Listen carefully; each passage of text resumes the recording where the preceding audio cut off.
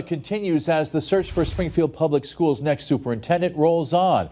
After an ad hoc meeting was cut short yesterday because only one person showed, students from within the district are expressing their thoughts on the whole search process. Western Mass News reporter Matt Price is live in studio to tell us more. And Matt, it seems not many people are happy right now.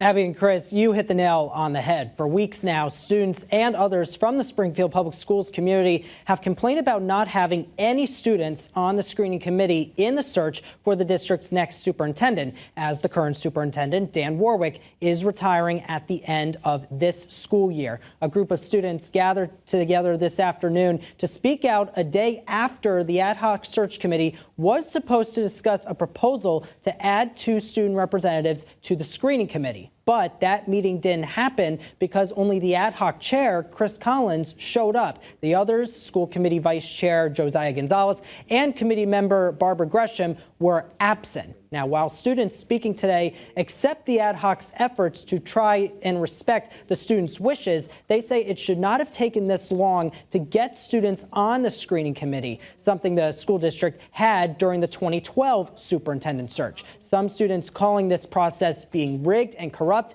and saying, quote, "We must restart this process," end quote. One student, Naomi Edwards, says she would like to see her and other students involved in the screening. The main thing with students is that the application to be a part of the screening committee was not advertised in a robust way, and it should have been, because once again, there were no students selected to be on that committee, and instead they chose parents that aren't actually parents, and that's a huge problem because we need students to choose their own superintendent. We also heard from David Pagan, another junior from Springfield Honors Academy. He commended Gonzalez and the 3 other school committee members who did not show up for last week's school committee meeting and have been very supportive of these efforts to have students on the committee. He believes the committee has the power to start the search process over. The only way to actively communicate what you truly want is by your vote. I think they have the votes to change this, to restart this, and the only way we'll know is if they hold a meeting, vote on it, and see it get passed.